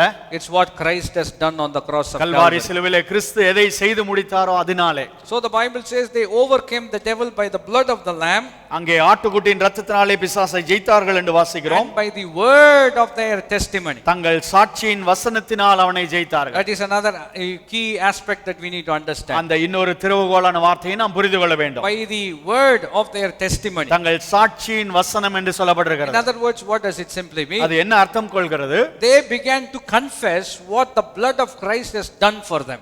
இயேசு கிறிஸ்துவின் இரத்தம் தன்னுடைய வாழ்க்கையிலே என்ன செய்திருக்கிறது என்பதை அறிக்கை செய்ய ஆரம்பித்தார்கள். That is the word of their testimony. அதுதான் அவருடைய சாட்சியின் வசனமாய் இருக்கிறது. Let me take it in a very general sense. அதை சாதாரணமாக இயற்கையாய் நான் சொல்லட்டும். If I ask you to come forward and testify about your salvation, உங்கள் ரட்சிப்பை குறித்து முன்பாக வந்து சாட்சி சொல்லுங்கள் என்று உங்களை நான் சொன்னால், what are you going to say? நீங்கள் என்ன சொல்வீர்கள்? You are only saying what God has done in your life. உங்கள் வாழ்க்கையிலே இயேசு என்ன செய்தார் என்பதை நீங்கள் சொல்வீர்கள். That is your word of testimony. அதுதான் உங்கள் சாட்சியின் வசனமாக இருக்கிறது. Now here the Bible says, ஆனால் இங்கே வேதம் சொல்கிறது, they overcame the devil by the means of the blood of Christ and by the word of their testimony. இங்கே ஆட்டுக்குட்டியின் இரத்தத்தினாலும் தங்கள் சாட்சியின் வசனத்தினாலும் பிசாசை ஜெயித்தார்கள் என்று In other words, how are you going to overcome the devil? அப்படி என்றால் நீங்கள் எப்படி பிசாசை ஜெயிக்க போகிறீர்கள்? By saying what God has done for you.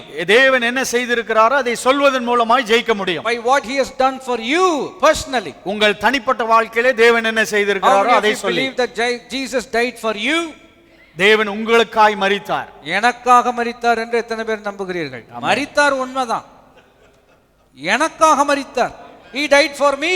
தேவன் எனக்காக மரித்தார். When I know he died for me, அவர் எனக்காக மரித்தார் என்பதை நான் அறிந்து கொள்ளும்போது, then I can be victorious. நான் ஜெயிக்க முடியும் பிசாசை. Even if I don't believe he died for me, he still died for me. தேவன் எனக்காக மரித்தார் என்பதை நான் விசுவாசிக்காவிட்டாலும் அவர் மரித்தார். That fact remains the same. அந்த வார்த்தை அந்த காரியம் உண்மைதான். But only when I believe it on a personal level, நான் என்னுடைய தனிப்பட்ட வாழ்க்கையை எனக்காக மரித்தார் என்று நான் நினைக்கும்போது, எடுத்துக்கொள்ளும்போது, அதை அறிக்கை செய்யும்போதுதான், only then can I be victorious in my life. அப்பொழுதுதான் நான் ஜெயிக்க முடியும். How did they overcome the devil? எப்படி பிசாசை இவர்கள் ஜெயித்தார்கள்? Not with neem leaves. ஏதோ வேப்பந்தலை வச்சு அல்ல, செருப்புல அடிச்சும் அல்ல. Then how did they overcame? எப்படி ஜெயித்தார்கள்? ஏன்னா இதெல்லாம் நம்ம ஊருக்கு ரொம்ப முக்கியம் இல்லையா? They have neem leaves, we have that cross இல்லையா? மற்ற மார்க்கங்களிலே வேப்பந்தலை எடுத்து தலையில அடிப்பார்கள். குருத்தோலை வச்சிட்டு இப்படி வராத வராத வராத வராத நான் தள்ளிட்டு உள்ள வந்துருவான். You understand what I'm saying? That is not going to help us. அப்படி தேவன் ஜெயிக்கவில்லை. How did they overcame? எப்படி ஜெயித்தார்கள்? By the word of their testimony. அவர்கள் தங்கள் சாட்சியின் வசனத்தினாலே பிசாசை They ஜெயித்தார்கள். opened their mouth and said what Christ has done for them. அவர்களுக்கு கிறிஸ்து என்ன செய்திருக்கிறார் என்று அவர்கள் வாயிலே அறிக்கை செய்தார்கள். What has he done for you? உங்களுக்கு தேவன் என்ன செய்திருக்கிறார்? He has forgiven all my sins. என்னுடைய பாவங்கள் எல்லாவற்றையும் தேவன் மன்னித்திருக்கிறார். And he has removed it as far as the east is from the west. கிழக்குக்கும் மேற்கும் எவ்வளவு தூரமோ அவ்வளவு தூரமாய் என்னுடைய பாவங்களை விலக்கி இருக்கிறார். It is through confession that we conquer the enemy. அந்த அறிக்கையின் மூலமாக தான் எதிராளியை நாம் ஜெயிக்க முடியும். I will say that again. நான் அது மறுபடியும் சொல்லுகிறேன். It is by our confession that we conquer the enemy. நாம் அறிக்கையின் மூலமாக தான் எதிராளியை நாம் ஜெயிக்க முடியும். How come the devil has so much authority in people's lives? எப்படி பிசாசுக்கு மக்களுடைய வாழ்க்கையில் இவ்வளவு அதிகாரம் இருக்கிறது? We are going to overcome him by the truth. சத்தியத்தின் மூலமாய் அவனை ஜெயிப்போம் என்றால், and if you don't know the truth, சத்தியத்தை நீங்கள் அறியவில்லை என்றால், then you have to believe in a lie. பொய்யை நீங்கள் நம்பிதான் ஆக வேண்டும். Who is the devil? பிசாசு என்ன செய்கிறான்? He is a liar and the father of all lies. அவன் பொய்யனும் பொய்களுக்கு பிதாவுமாய் இருக்கிறான். So when you do not know the truth, உங்களுக்கு சத்தியத்தை நீங்கள் அறியாமல் இருக்கும் பட்சத்தில், then you have to believe what he says. அவன் சொல்ற பொய்யை நீங்க நம்பிதான் ஆக வேண்டும். When you believe what he says, அவன் சொல்வதை நீங்கள் நம்பும் பட்சத்தில், automatically he will gain authority in your life. உங்கள் வாழ்க்கையிலே அவன் அதிகாரத்தை எடுத்துக்கொள்கிறான். But remember, he is a devil who has been defeated on the cross. ஆனால் ஏற்கனவே கல்வாரி சிலுவையிலே அவன் தோற்கடிக்கப்பட்டிருக்கிறான் என்பதை நீங்கள் ஏற்றுக்கொள்ள வேண்டும். How come a defeated guy has so much influence in a person's life? எப்படி இப்படி ஒரு தோற்று போன ஒரு நபர் உங்கள் வாழ்க்கையில இப்படி அதிகாரம் செலுத்த முடியும்? Because that person does not know that he is a defeated guy. அந்த நபர் இவன் தோற்று போனான் என்ற சத்தியத்தை அறியாமல் இருக்கிறார். Remember tonight that Christ is victorious. தேவன் கிறிஸ்து ஜெயித்தார் என்பதை நீங்கள் ஞாபகம் வைத்துக் கொள்ள வேண்டும். And you need to know that. நீங்கள் அதை அறிந்திருப்பது அவசியமாக இருக்கிறது. And you need to confess that. நீங்கள் அதை அறிக்கை செய்ய வேண்டும். It is through confession that we conquer the devil. அறிக்கையின் மூலமாக தான் பிசாசை நாம் ஜெயிக்க முடியும். When we were growing up, சிறு பிள்ளைகளாய் வளரும்போது, we had one person come. ஒரு நபர் வருவார். He was very much demon possessed. அவர் ரொம்ப பிசாசினால் பீடிக்கப்பட்டவராய் இருந்தார். And another pastor was there. இன்னொரு போதகர் அங்கே இருந்தார். He was kind of grown up in our church, but he has his own church. நம்முடைய சபையில வளர்ந்து அவர் இன்னொரு சபையில போதகராய் இருக்கிறார். So senior pastor was not there, he was there. Senior pastor அவர்கள் இங்க இல்ல, அதனால அவர் இங்க இருந்தார். We were young, so we were just sat around how we were looking at how he was ministering. அவர் எப்படி ஊழியம் செய்கிறார் என்று நாங்கள் சிறுபிள்ளைகளா இருக்கும்போது நின்று வேடிக்கை பார்த்து கொண்டிருந்தோம். So this demon possessed man was brought. இந்த பிசாசு பிடித்த நபரை கொண்டு வந்தார்கள். And I have seen lots of people who have been possessed delivered. அப்படியாக பிசாசு பிடித்தவர்கள் கொண்டு வந்து இங்கே விடுதலையானதை நான் பார்த்திருக்கிறேன். They usually create a big scene. அவர் பெரிய காரியத்தை பெரிய ஆர்ப்பாட்டம் பண்ணிட்டு இருப்பாங்க. They will shout, scream, roll, do whatever. அப்படி கத்தி கூப்பாடு போட்டு உருண்டு பிரண்டு எந்திரித்து கொண்டு இருப்பார்கள். And our people who are kind of praying for them also will kind of raise their voice and so on. அந்த பிசாசு வெளியே போக வேண்டும் ஜெபிக்கிறவர்கள் சத்தம் போட்டு ஜெபித்து கொண்டு இருப்பார்கள். And I have seen all that. எல்லாவற்றையும் நான் பார்த்திருக்கிறேன். But this is new technique. இது புது யுக்தியாக இருந்தது. So this person was brought. இந்த நபர் உள்ளே வந்தார். So this pastor began to speak to him. இந்த பாஸ்டர் அவரிடத்திலே பேச ஆரம்பித்தார். That person began to manifest. அப்படியாக அந்த பிசாசு ஆட ஆரம்பித்தது. So he said, you have to go. நீ போக வேண்டும் என்று சொன்னார். He did not raise his voice. You have to go. அவர் சத்தம் எதுவும் ஜாஸ்தி உயர்த்தவில்லை. பிசாசை பார்த்து நீ வெளியே போன்னு சொன்னார். Then the devil began to speak. அந்த பிசாசு பேச ஆரம்பித்தது. I am not going. நான் போக மாட்டேன் என்று சொன்னது. So he began to speak again. மறுபடியும் அந்த பாஸ்டர் சொன்னார், போய் தான் ஆகணும். When he began to speak like that, அப்படி அவர் பேசின போது the devil got more angry. அந்த பிசாசு இன்னும் கோபப்பட்டது. Then again the pastor began to speak. அந்த பாஸ்டர் மறுபடியும் சொன்னார், கண்ணெல்லாம் உருட்டி பிரயோஜனம் இல்லை, போய் தான் ஆகணும், வேற வழியே இல்லை உனக்கு. Then your conversation was going on. அப்படி பேச்சுவார்த்தை நடந்து கொண்டு இருந்தது. சிலுவையில் அப்பவே உன்னை எல்லாம் தோக்கடிச்சாச்சு, நீ எதுக்கு இவ்வளவு பிரச்சனை பண்ற? You got no other option. வேற வழியே இல்லை, போய் தான் ஆகணும். இப்படி நச்சியே அமிச்சிட்டாரு. You understand what I'm saying? The conversation was like this. இப்படி அவர் பேசிக்கொண்டே இருந்தார். நச்சு தாங்க முடியாம பிசாசு ஓடி போயிடுச்சு. I will not go. நான் போக மாட்டேன். போய் தான் ஆகணும். He never raised his voice. அவர் சத்தம் போட்டு எந்த வார்த்தையும் சொல்லவே இல்லை. The more cool he was, எவ்வளவு அமைதியா இருந்தாரோ, the more agitated the அந்த demon became. பிசாசு இன்னும் கோபப்பட ஆரம்பிச்சிச்சு. Now what happens is the opposite. ஆனால் இப்பொழுது நடக்கிறது எதிர்மறையாக இருக்கிறது. We see the demon, we get agitated. பிசாசை பார்த்தோன்னே நமக்கு உள்ளெல்லாம் நடுங்க ஆரம்பிக்குது. அந்த demon இவனுக்கு விஷயம் தெரியாது, அதான் கோபப்படுறான். You understand what I'm trying to say? So this is what is happening. இதுதான் நடக்கிறது. I'll give you a scriptural example also. வேதத்திலிருந்து உதாரணம் சொல்ல முடியும். Remember a lady came to Christ for asking him to deliver the daughter who was demon possessed. இப்படியாக தன் மகளோடு விடுதலை ஆக்கப்பட வேண்டும் என்று ஒரு சகோதரி இயேசுவினிடத்திலே வந்தாள். And the Bible says she was having a conversation with Christ. கிறிஸ்துவோடு பேசிக் கொண்டிருந்தாள் என்று சொல்லி வாசிக்கலாம். Remember Jesus says, I have come only for the Jews, I cannot give the bread to dogs. இப்படி யூதர்களுக்காக தான் என்னுடைய பிள்ளைகளுக்காக வந்தேன், நான் அப்பத்தை எடுத்து நாய்க்குட்டிகளுக்கு போட முடியாது என்று And இயேசு it was சொல்றார். all done with an intention. அது காரணத்தோடு தான் அதெல்லாம் சொன்னார். So that we will understand how faith prevails in a circumstance. எப்படி அந்த சூழ்நிலையிலே நம்முடைய விசுவாசம் நிற்கிறது என்று பார்க்கும்படியா இந்த At the end of காரியங்கள். the conversation Jesus says it like அது this. கடைசியிலே இயேசு கிறிஸ்து இவராக சொல்லுகிறார். Go, your daughter is well. நீ போகலாம், உன் மகள் சுகமா இருக்கிறாள் என்று The சொன்னார். point to be noted is this. அந்த இடத்திலே பார்க்க வேண்டிய காரியம் இதுவா இருக்கிறது. Jesus never addressed the devil. அந்த பிசாசை குறித்து இயேசு எந்த வார்த்தையும் சொல்லவே இல்லை. The woman never addressed anything to the devil in person. அந்த சகோதரியும் போய் அந்த பிசாசின் இடத்துல எதையும் சொல்லவும் இல்லை. They both were speaking. அந்த இயேசுவும் அந்த சகோதரியும் பேசினார்கள். Hearing what they were speaking, அவர்கள் இருவரும் பேசிக் கொண்டதை கேட்டு the devil left. பிசாசு போயிடுச்சு. When the devil hears you speaking to God, நீங்கள் தேவனிடத்திலே பேசுவதை பிசாசு கேட்கும்போது and God speaking to you, தேவன் உங்களோடு பேசுவார் என்றால் இவன் ரொம்ப விவரமானவன், போயிட்டாதான் நமக்கு நல்லது. ஹல்லேலூயா. ஹல்லேலூயா. அதை விட்டுட்டு பொறியா இல்லையா, நீ பொறியா நான் போட்டுமா, those things will never work. You understand what I'm trying to say? சொல்வதை புரிந்து கொள்கிறீர்கள் என்று நம்புகிறேன். The truth sets us free. சத்தியம் நம்மை விடுதலை ஆக்குகிறதா So when we இருக்கிறது. do not know the truth, சத்தியத்தை நாம் அறியாதிருக்கும் பட்சத்தில் we will end up believing a lie. ஒரு பொய்யை தான் நம்பிக்கொண்டிருப்போம். And what will happen then? என்ன நடக்கும் என்றால் We cannot overcome, நாம் ஜெயிக்க முடியாது, we cannot have peace. சமாதானமா இருக்க முடியாது. But the Bible says the God of peace will crush Satan under your feet. சமாதானத்தின் தேவன் நம்முடைய கால்களுக்கு கீழாய் சாத்தானை நசுக்கி போடுவார் என்று வார்த்தை சொல்லுகிறது. 1 John chapter 2 and verse 14. 1 யோவான் 2ஆம் அதிகாரம் 14ஆம் வசனம். The Bible says talking about young men. இங்கே வாலிபரை குறித்து அங்கே சொல்லப்பட்டிருக்கிறது. You are strong and the word of God is always abiding in you. வாலிபரே, நீங்கள் பலவான்களாய் இருந்ததினாலும் தேவ வசனம் உங்களுக்குள்ளாய் நிலைத்திருக்கிறதினாலும் என்று And you சொல்லப்பட்டிருக்கிறது. have been victorious over the wicked one. நீங்கள் பொல்லாங்கனை ஜெயித்ததினாலும் நீங்கள் உங்களுக்கு எழுதுகிறேன் என்று How சொல்லுகிறார். come they overcame the devil? எப்படி பிசாசை அவர்கள் ஜெயித்தார்கள்? The word of God is abiding in you.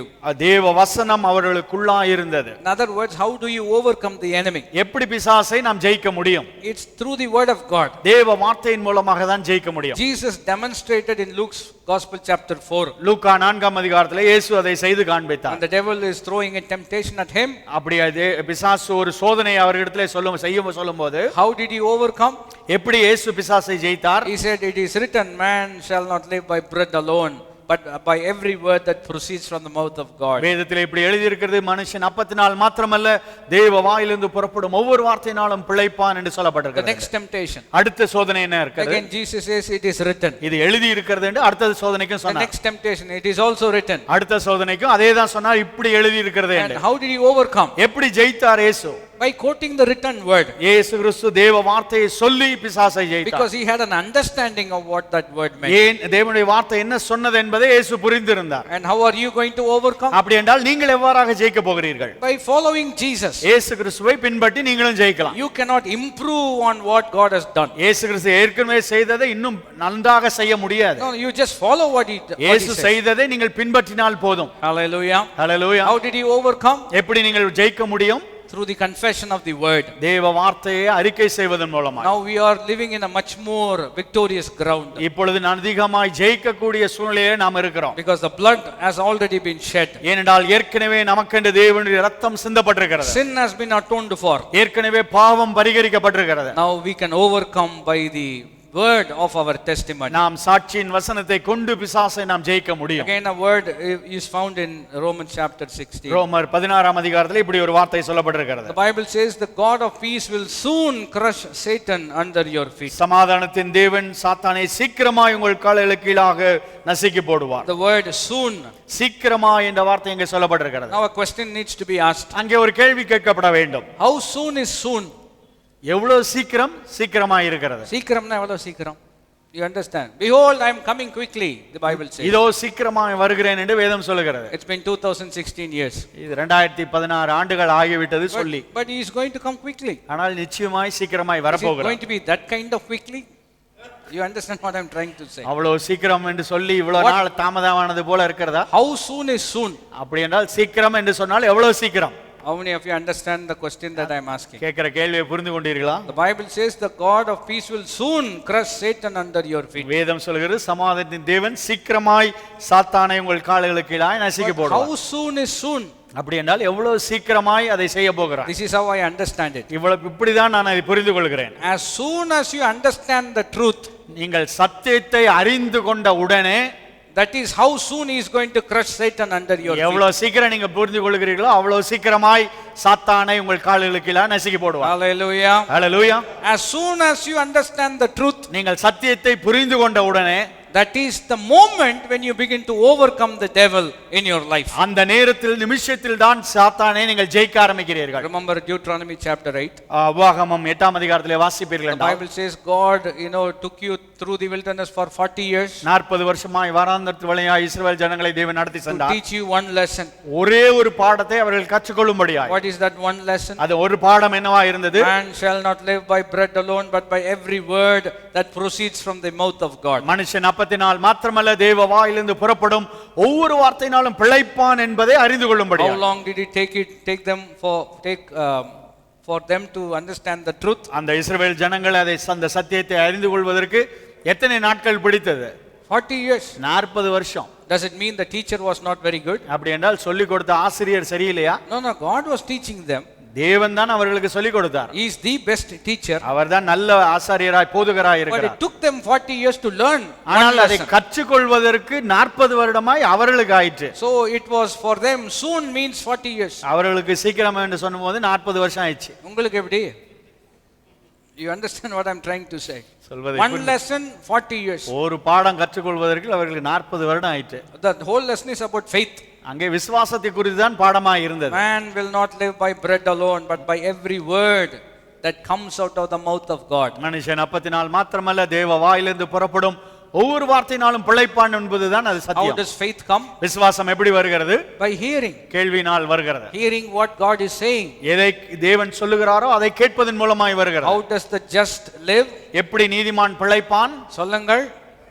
விசுவாசத்தினால் நீதிமான் பிழைப்பான். That is equaling to what God said, by every word that proceeds from the mouth of God. தேவ வாயிலிருந்து புறப்படும் ஒவ்வொரு வார்த்தையினாலும் பிழைப்பான் என்பதற்கும் விசுவாசத்தினால் பிழைப்பான் என்பதும் ஒன்றாயிருக்கிறது. And it took them 40 years. அவர்களுக்கு அது 40 வருஷம் ஆயிற்று. But it doesn't need to take 40 years for you. உங்களுக்கு எனக்கு அது 40 வருஷம் ஆக வேண்டிய அவசியம் இல்லை. As soon as truth is understood in a person's heart, ஒரு மனுஷனுடைய வாழ்க்கையிலே சத்தியத்தை அறிந்து கொள்ளும் தருணம் தான், that is the moment he begins to have victory in his life. அந்த தருணத்திலே அவருடைய வாழ்க்கையிலே அந்த நபர் ஜெயிக்க ஆரம்பிக்கிறார். Hallelujah. Hallelujah. Remember the Ethiopian minister. Ethiopia மந்திரியை நீங்கள் ஞாபகப்படுத்திக் கொள்ளுங்கள். He was reading the Bible.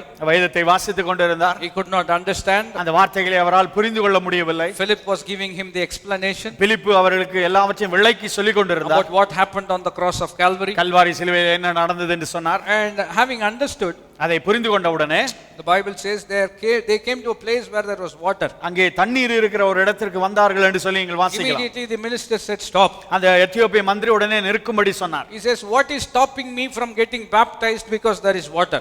தண்ணீர் இருக்கிறது, ஞானஸ்நானம் எடுப்பதற்கு எனக்கு தடை எதுவும் இல்லை என்று அவர் சொல்லுகிறார். And to that Philip replies, I think that's wonderful reply. பிலிப்பு சொன்ன வார்த்தை பதில் அருமையா இருக்கிறது. If you believe, there is no hindrance. நீ முழு இதயத்தோடும் விசுவாசித்தால் தடை இல்லை என்றார். To put it in simple terms, அதை எளிமையாய் சொல்ல வேண்டும் என்றால், தமிழ்ல ரொம்ப நல்ல, விசுவாசிக்கிறவனுக்கு தடை இல்லை.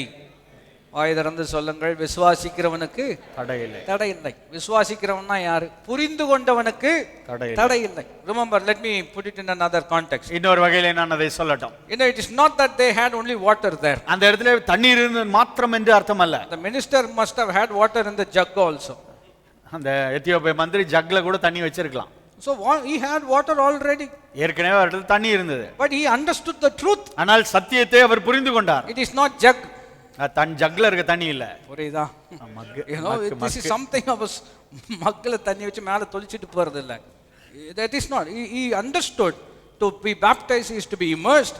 There is plenty of water. What is stopping me from getting baptized? எப்படி அவர் தண்ணீரிலே மூழ்கி ஞானஸ்நானம் எடுக்க வேண்டும் என்பதை அந்த சத்தியத்தை அவர் புரிந்து கொண்டார். அதனால புரிந்து கொண்டபடினாலே எதுவும் தடை இல்லை என்று இல்லையா என்று பிலிப்பினிடத்திலே கேட்டார். Philip says if you understand the truth there is no hindrance whatsoever. சத்தியத்தை புரிந்து கொண்டால் அதற்கு எதுக்கும் தடையே இல்லை என்று பிலிப்பு சொன்னார். And that is what I want to tell you this evening also. இந்த மாலைவேளையிலே அதையும் உங்களுக்கு நான் சொல்லும்படி விரும்புகிறேன். If you understand, நீங்கள் புரிந்து கொண்டால் there is no hindrance whatsoever. உங்களுக்கு தடையே இல்லை. Because Christ has overcome every hindrance on the cross of Calvary. எல்லா தடையும் கல்வாரி சிலுவையிலே கிறிஸ்து இயேசு ஜெயித்திருக்கிறார். Hallelujah. Hallelujah. Know the truth and the truth will set you free. சத்தியத்தை அறிவீர்கள், சத்தியம் உங்களை விடுதலையாக்கும். So the Bible says as soon as you understand the truth, எவ்வளவு சீக்கிரமாய் நீங்கள் சத்தியத்தை புரிந்து கொள்கிறீர்களோ that is the time you will be able to overcome the devil in your life. அந்த தருணத்திலே பிசாசை உங்கள் வாழ்க்கையிலே நீங்கள் ஜெயிக்க முடியும். Make a note of all these scriptures. இந்த தேவ வார்த்தைகளை குறித்துக் கொள்ளுங்கள். Psalm 91 and verse 13. சங்கீதம் 91 அதிகாரம் 13 வசனம். You shall tread upon the lion and also the serpent. சிங்கத்தின் மேலும் விரிமன் பாம்பின் மேலும் நீங்கள் நடப்பீர்கள். What does it simply mean? அது என்ன அர்த்தம் கொள்கிறது?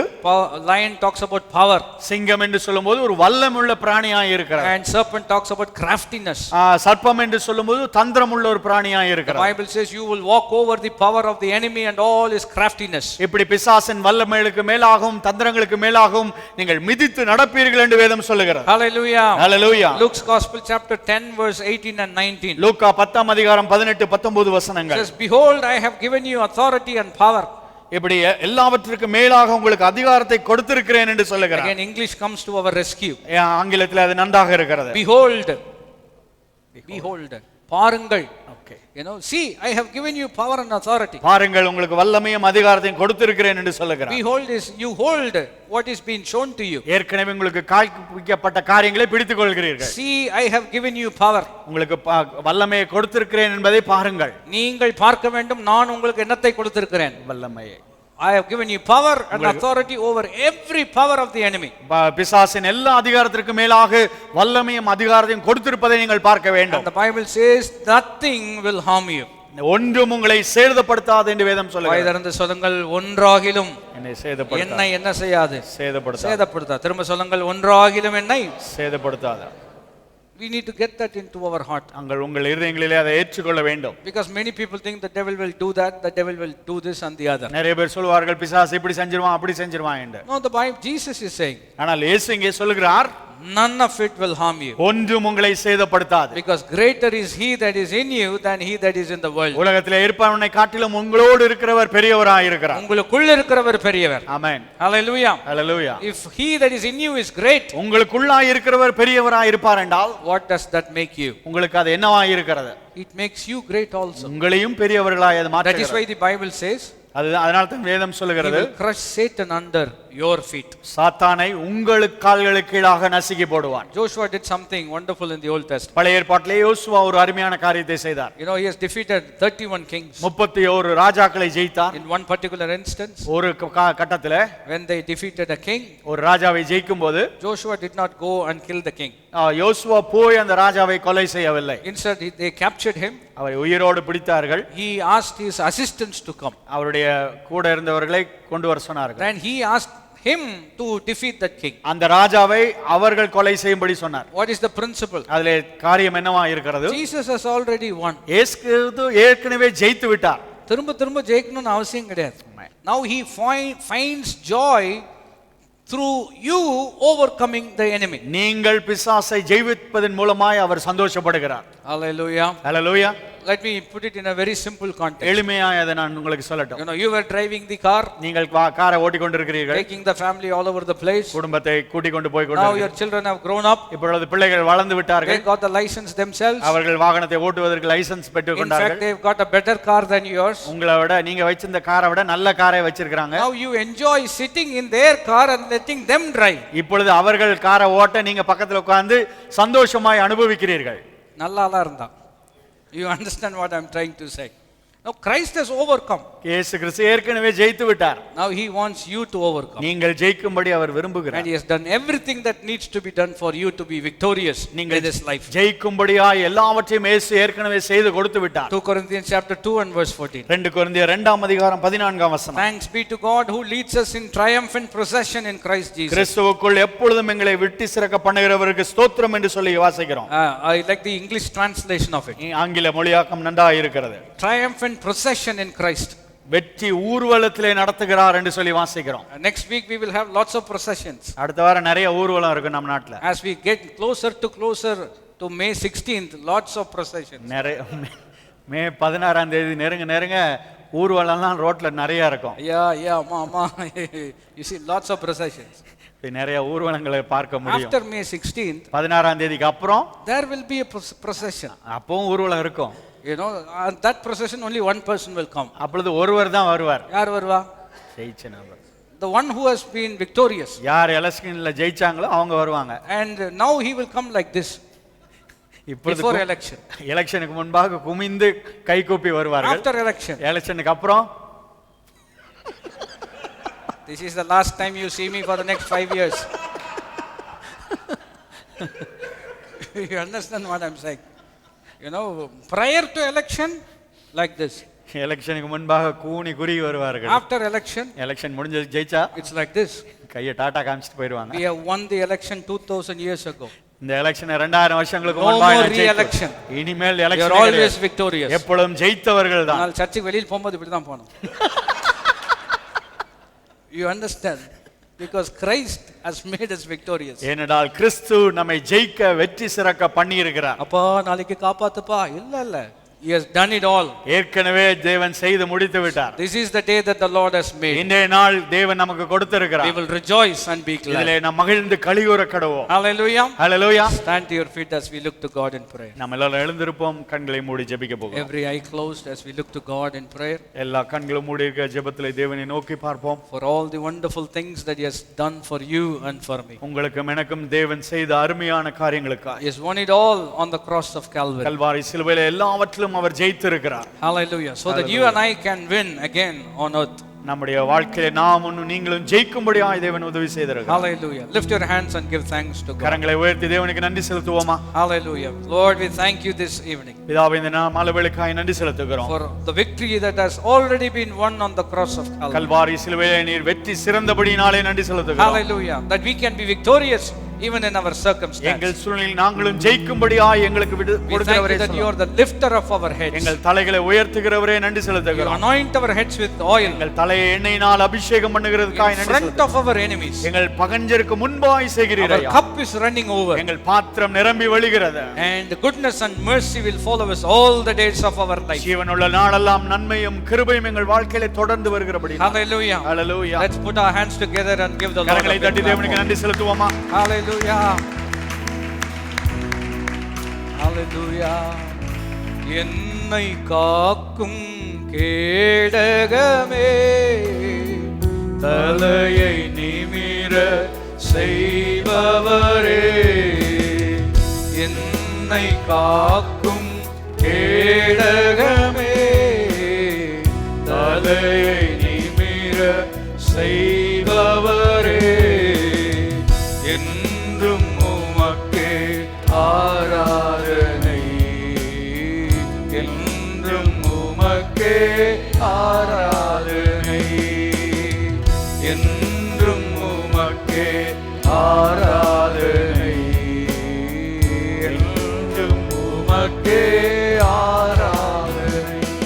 Father, we thank you for this wonderful time. பிதாவே இந்த நல்ல நேரத்துக்காய் நன்றி We செலுத்துகிறோம். pray that the words that have come from you ஆண்டவரே நீர் சொன்ன வார்த்தைகளுக்காய் நன்றி will be செலுத்துகிறோம். written upon our hearts, எங்கள் இருதயங்களிலே எழுதப்பட்டவர்களுக்காய் and it நன்றி will be செலுத்துகிறோம். upon our lips, ஆண்டவரே எங்கள் வாயிலே இந்த வார்த்தைகள் இருக்கட்டும் ஐயா. and that victory will be ours. ஆண்டவரே ஜெயம் எங்களுடையதாய் இருக்கட்டும். Declare the blessing of God to be upon your people. தேவனுடைய ஆசீர்வாதம் நம்முடைய பிள்ளைகள் மேல் தங்கி In இருக்கட்டும். Jesus' most precious name we pray. இயேசு கிறிஸ்துவின் நாமத்தினாலே ஜெபிக்கிறோம் பிதாவே. Amen. Amen. May the grace of our Lord Jesus Christ, நம்முடைய கர்த்தராகிய இயேசு கிறிஸ்துவின் கிருபையும் the love of God the Father, பிதாவாகிய தேவனுடைய அன்பும் and the fellowship of the Holy Spirit பரிசுத்த ஆவியினுடைய ஐக்கியமும் be with us all now and forevermore. நம்ம அனைவரோடும் மீண்டும் மீண்டும் இருப்பதாக. Amen. Amen. Hallelujah. Hallelujah. God bless you. தேவன் உங்களை ஆசீர்வதிப்பாராக.